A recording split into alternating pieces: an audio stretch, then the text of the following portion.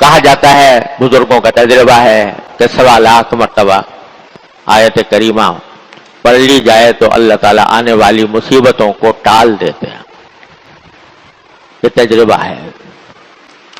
لیکن اس آیت کریمہ کی تھوڑی سی تفصیل سمجھانے کو دل چاہ رہا ہے. یہ آیت کریمہ کس سیاق میں، کس حالت میں نازل ہوئی تھی. قرآن کریم میں اس کا ذکر آیا ہے. یہ آیت ہے قرآن کریم کی، اور واقعہ یہ بیان ہوا ہے کہ آپ سب حضرات جانتے ہیں کہ حضرت یونس علیہ السلام کو اللہ تعالیٰ کی مشیت سے مچھلی نے نگل لیا تھا، اور وہ مچھلی کے پیٹ میں 3 دن انہوں نے گزارے. مچھلی کے پیٹ میں آپ اندازہ کریں کہ کوئی بڑی مچھلی ہوگی جیسی ویل مچھلی ہوتی ہے. اللہ تبارک و تعالیٰ کی طرف سے اپنے نیک بندوں کی آزمائشیں بھی ان کی شان کے مطابق ہوتی ہیں. یہ کوئی معمولی آزمائش نہیں تھی کہ سمندر کے اندر ڈال دیا گیا اور وہاں سے مچھلی نے نگل لیا. 3 دن اس میں رہے. اب آدمی اگر مچھلی کے پیٹ میں چلا جائے تو اس کا ایک ایک لمحہ قیامت ہوگا. ایک ایک لمحہ کے اوپر کیا گزرے گی اس کے اوپر. تو اس وقت قرآن کریم کہتا ہے کہ فنادا فی الظلمات، وہ جو مچھلی کے پیٹ میں جو اندھیرے تھے، اندھیریاں تھیں، ان اندھیریوں میں حضرت یونس علیہ السلام نے پکارا، لا الہ الا انت سبحانک انی کنت من الظالمین. کیا مانا؟ کہ آپ کے سوا کوئی معبود نہیں، کوئی خدا نہیں. سبحانک، آپ کی ذات ہر قسم کے شرک سے پاک ہے. قید خانے سے رہائی عطا فرما دے، مجھے اس ظلمت سے، اس اندھیرے سے میری جان بچا لے. لیکن حضرت یونس علیہ السلام نے براہ راست کوئی دعا اس قسم کی نہیں کی. بس کیا کہا؟ لا الہ الا انت، اے اللہ آپ کے سوا کوئی معبود نہیں. یہ ایک عجیب جملہ ہے. اس میں در حقیقت سب کچھ پنہاں ہے. لا الہ الا انت کے معنی یہ ہے کہ اس کائنات میں جو کچھ ہو رہا ہے، جو کوئی واقعہ پیدا وجود میں آتا ہے، ظہور میں آتا ہے، اے اللہ وہ آپ ہی کی مشیت سے آتا ہے. لہذا اگر میں مچھلی کے پیٹ میں گیا تو کسی اور نے نہیں، آپ ہی نے مجھے بھیجا، آپ ہی نے بھیجا. تو پہلے تو یہ اقرار ہے، یہ اعلان ہے کہ چونکہ آپ کے سوا کوئی معبود نہیں، آپ کے سوا کوئی خدا نہیں، آپ کے سوا کوئی مالک نہیں، آپ کے سوا کوئی قادر مطلق نہیں، اس واسطے جو کچھ میرے ساتھ ہوا ہے وہ آپ ہی نے کیا ہے. آپ نے کیا ہے، آپ کی مشیت سے ہوا ہے. اب یہ کہ آپ کی مشیت سے مجھے مچھلی کے پیٹ میں ڈال دیا گیا، تو اس میں ایک شکوے کا پہلو ہو سکتا تھا کہ آپ ہی نے ڈال دیا مجھے اس مچھلی کے پیٹ میں. تو گویا ایک طرح سے شکوہ ہوا کہ میں یہ مچھلی کے پیٹ میں جو گیا وہ آپ نے بھیجا، آپ ہی اس کے ذمہ دار ہیں اور آپ ہی نے مجھے ڈالا ہے. تو شکوے کا جو ایک شائبہ پیدا ہو سکتا تھا اس کو سبحانک کہہ کر دور فرما دیا. جو کچھ ہوا وہ آپ ہی کی مشیت سے ہوا اور کسی عیب کے بغیر ہوا، کسی نقص کے بغیر ہوا. سبحانک، جو کچھ ہوا وہ آپ کی مرضی سے ہوا. اور اصل سبب کیا تھا؟ آپ کی طرف سے کوئی زیادتی نہیں تھی، آپ کی طرف سے کوئی ظلم نہیں تھا. اصل سبب کیا تھا کہ انی کنت من الظالمین، میں ہی ظلم کرنے والا تھا. اس ظلم کا بدلہ مجھے اس صورت میں ملا ہے آپ کی مشیت سے، آپ کی قدرت سے، آپ کے فیصلے سے. کیا معنی ہوئے؟ کہ اللہ تبارک، اے اللہ جو کچھ ہوا وہ آپ کے فیصلے سے ہوا اور آپ کی مشیت سے ہوا، آپ کی مصلحت سے ہوا. جس میں کوئی عیب نہیں، اور اس کا اصل سبب یہ تھا کہ میں خود ظلم کرنے والا تھا، اس واسطے یہ ساری آزمائش مجھے بھگتنی پڑی۔ تو کیا ہوا کہ اقرار ہے ایک طرف اپنی غلطی کا، اپنے طرف سے جو خطا ہوئی اجتہادی، اگرچہ وہ اجتہادی خطا تھی، لیکن اس کے اوپر استغفار ہے، اقرار ہے، اور اللہ تعالیٰ کی مشیت پر رضامندی کا بھی اظہار ہے، کیونکہ آپ سبحانک، آپ ہر غلطی سے پاک ہیں، لہذا آپ کے فیصلے میں کوئی نقص نہیں، کوئی عیب نہیں۔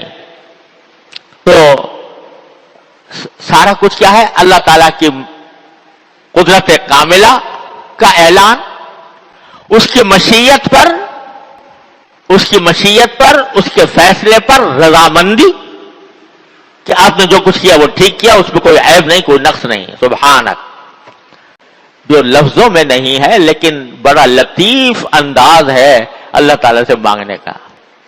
یا اللہ جو کچھ ہوا میرے ظلم کی وجہ سے ہوا، جب میں یہ اعتراف کر رہا ہوں کہ میرے ظلم کی وجہ سے ہوا، میری غلطی کی وجہ سے ہوا، تو اس واسطے میں دوسری مرتبہ کہتا ہوں کہ لا الہ الا انت، لا الہ الا انت، یعنی اب اس مصیبت کو دور کرنے والا بھی آپ کے سوا کوئی نہیں، اس پریشانی کو رفع کرنے والا بھی آپ کے سوا کوئی نہیں، لا الہ الا انت۔ تو لا الہ الا اللہ کا جو کلمہ ہے یہ در حقیقت دونوں معنی رکھتا ہے۔ ایک یہ کہ جو کچھ تکلیف پہنچی ہے اللہ آپ ہی کی طرف سے پہنچی ہے، کسی ظلم کے بغیر پہنچی ہے، اور اس تکلیف کو رفع بھی کوئی اور نہیں کر سکتا، لا الہ الا انت، آپ ہی رفع کریں گے، آپ ہی اس کو دور کریں گے، اور کوئی نہیں ہے۔ لہذا لا ملجا ولا منجا منک الا الیک، آپ کی طرف سے اگر کوئی تکلیف پہنچے تو اس تکلیف سے بچنے کا اور اس سے نکلنے کا راستہ بھی سوائے آپ کے کوئی اور نہیں۔ تکلیف آپ نے دی، برحق دی، لیکن نکلنے کا راستہ بھی آپ کے سوا کوئی نہیں، آپ ہی نکالیں گے، آپ ہی اپنے فضل و کرم سے دور کریں گے۔ میرے ایک بھائی نے بڑا اچھا، ایک مولانا ولی راضی صاحب نے ایک مرتبہ ایک واقعہ لکھا کہ میرا ایک پوتا ہے، تو اس کو ماں مار رہی تھی اور وہ رو رہا تھا، اور روتے روتے رو بھی رہا ہے اور پھر ماں سے لپٹ بھی رہا ہے، رو بھی رہا ہے اور وہاں سے بھاگنے کے بجائے ماں ہی سے لپٹ رہا ہے۔ تو اس پر انہوں نے فرمایا کہ بندے کی حالت ایسی ہونی چاہیے اللہ تبارک و تعالیٰ سے کہ روئے بھی۔ تبارک و تعالیٰ کی عبادت کو خالص کرنا مقصود ہے کہ عبادت صرف اللہ کے لیے ہو، خالص اللہ کے لیے ہو، اس کے ساتھ کوئی ملاوٹ نہ ہو، اس لیے اس کو سورۃ الاخلاص کہتے ہیں۔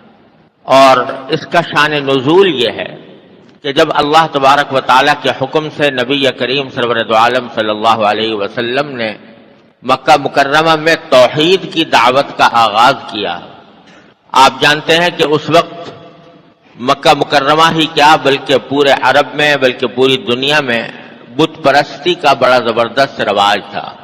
لوگ اپنے ہاتھوں سے بت بناتے اور ان کو پوجتے تھے، ان کو اپنا مشکل کشا، حاجت روا، کارساز سمجھتے تھے۔ کسی بت کے بارے میں سمجھتے تھے کہ یہ ہمیں رزق دیتا ہے، کسی بت کے بارے میں سمجھتے تھے کہ یہ ہمیں ہماری صحت دیتا ہے، شفا دیتا ہے، کسی بت کے بارے میں سمجھتے تھے کہ یہ ہمیں اولاد دیتا ہے۔ تو بہت سارے خداؤں کو، اپنے من گھڑت خداؤں کو معبود بنایا ہوا تھا اور انہی کی عبادت کرتے تھے۔ اللہ تبارک و تعالیٰ کے حکم سے جب نبی کریم سرور دو عالم صلی اللہ علیہ وسلم نے توحید کی دعوت کا آغاز کیا تو لوگوں کو یہ سمجھانے کی کوشش کی کہ ارے بھائی، یہ تو بت تم نے خود اپنے ہاتھوں سے بنائے ہیں، یہ کیسے تمہاری مشکل دور کر سکتے ہیں، کیسے تمہاری حاجتیں پوری کر سکتے ہیں؟ حاجتیں تو وہی پوری کر سکتا ہے جو جس نے اس پوری کائنات کو پیدا کیا ہے، جو تمہارا بھی خالق ہے، تمہارے آباء و اجداد کا بھی خالق تھا، جو آسمان و زمین اور پہاڑ اور دریا اور ہوائیں اور موسم سب اسی کے پیدا کیے ہوئے ہیں، تو عبادت اسی کی کرنی چاہیے، کسی اور کی نہیں۔ لا الہ الا اللہ کے معنی یہی ہے، اللہ کے سوا کوئی بھی عبادت کے لائق نہیں۔ یہ دعوت آپ نے پیش کی۔ تو بعض جاہل قسم کے مشرکوں نے اس کے جواب میں رسول کریم صلی اللہ علیہ وسلم سے پوچھا کہ اللہ میاں کس چیز کے بنے ہوئے ہیں؟ وہ کس مادے سے بنے ہوئے ہیں؟ وہ سونے کے بنے ہوئے ہیں، چاندی کے بنے ہوئے ہیں، لوہے کے بنے ہوئے ہیں، کہیں چیز کے بنے ہوئے ہیں؟ کیونکہ دماغ میں خداؤں کا تصور تو وہی بتوں جیسا تھا نا، کہ کوئی بت پتھر کا بنا ہوا ہے، کوئی پیتل کا بنا ہوا ہے، کوئی لوہے کا بنا ہوا ہے۔ تو اللہ تبارک و تعالیٰ کے بارے میں جب اللہ تعالیٰ نے جب حضور نے فرمایا کہ اصل تمہارا پیدا کرنے والا تو اللہ تبارک و تعالیٰ ہے، اور اس کے سوا کسی انسان کے بارے میں معلومات حاصل کرتے ہیں تو پوچھتے ہیں بھئی تم یہ کس کے بیٹے ہو، تمہارا باپ کون تھا، باپ کون تھا، دادا کون تھا، پردادا سگردادا، تو اس کا نسب ہمیں معلوم ہوتا ہے۔ تو اللہ میاں کا کیا نسب ہے، وہ کس کے بیٹے ہیں اور کس کے پوتے ہیں؟ تو اس طرح کے فضول جاہلانہ سوالات کیے، حالانکہ ذرا سی بھی عقل ہو تو آدمی سوچ لے کہ اگر اللہ میاں بھی یہ پیتل اور لوہے اور یہ سونے سے بنے ہوئے ہوں تو اس کا مطلب یہ کہ وہ خدا تو نہ ہوئے۔ خدا تو وہ ہوتا ہے کہ جو کسی چیز سے بنا کا محتاج نہیں ہوتا، سب اس کے محتاج ہوتے ہیں، کوئی اس کا محتاج نہیں ہوتا۔ تو اگر سونے کے بنے ہوئے ہوتے تو اس کا مطلب ہے کہ سونا پہلے وجود میں آیا اور اللہ میاں بعد میں وجود میں آئے، اور سونے کو کسی نے ڈھال کے معاذ اللہ تعالیٰ کی شکل میں بنا دیا تو اللہ تعالیٰ وجود میں آ گئے۔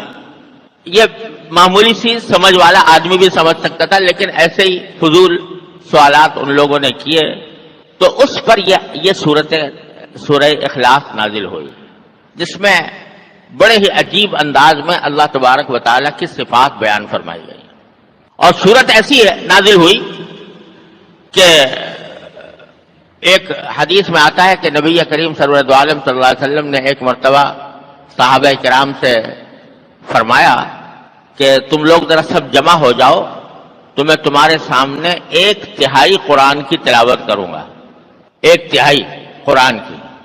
تو سارے حضرات جمع ہو گئے، تو اس پر نبی کریم صلی اللہ علیہ وسلم نے اس سورہ اخلاص کی تلاوت فرمائی اور فرمایا کہ یہ سورت جو ہے یہ 1/3 قرآن کے برابر ہے۔ اس لیے اس سے فقہاء کرام نے یہ مستنبط کیا کہ اگر کوئی شخص سورہ اخلاص کی تلاوت کر لے تو اتنا ثواب ہے جتنا 1/3 قرآن کی تلاوت کرنے کا ثواب ہوتا ہے۔ اور اس کا مطلب یہ ہوا کہ 3 مرتبہ اگر سورہ اخلاص کی تلاوت کر لے تو گویا پورے قرآن کی تلاوت کر لی۔ اس لیے آپ نے دیکھا ہوگا کہ جب ایصال ثواب کسی کو کیا جاتا ہے، جب آپ نے بھی سنا ہوگا کہ کسی کی قبر پر جا کر اس کو سلام عرض کیا جاتا ہے، اور سلام کرنے کے بعد پھر عام طور سے یہ مشورہ دیا جاتا ہے کہ بھئی 3 مرتبہ قل هو اللہ احد پڑھ کے اس کو ثواب پہنچا دو۔ تو ویسے تو کوئی بھی سورت پڑھ کے ثواب پہنچا دے، سورت بھی نہ پڑھے، ذکر کر لے، کوئی سبحان اللہ کہہ دے اس کا ثواب پہنچا دے، ویسے ہی دعائے مغفرت کر دے، سب کچھ جائز ہے، کوئی خاص طریقہ متعین نہیں ہے شریعت کے اعتبار سے۔ کسی کی قبر پر جا کر کچھ پڑھنے کا کوئی خاص طریقہ شریعت نے متعین نہیں کیا۔ یہ ضرور کہا ہے بھائی جب جاؤ تو قبر والے کو سلام کر لو، السلام علیکم ورحمۃ اللہ، لیکن کوئی خاص ذکر پڑھنے کے لیے شریعت نے متعین نہیں کیا۔ لیکن بزرگوں نے یہ فرمایا کہ بھئی جب کچھ پڑھنا ہو تو بہتر یہ ہے کہ 3 مرتبہ قل هو اللہ احد پڑھ کر اس کا ثواب پہنچا دو، کیونکہ یہ تقریباً ایسا ہو جائے گا جیسے کہ پورا قرآن پڑھ کر ایک قرآن کا ثواب پہنچا دیا۔ تو اس لیے اس کی یہ فضیلت بھی بیان ہوئی ہے حدیث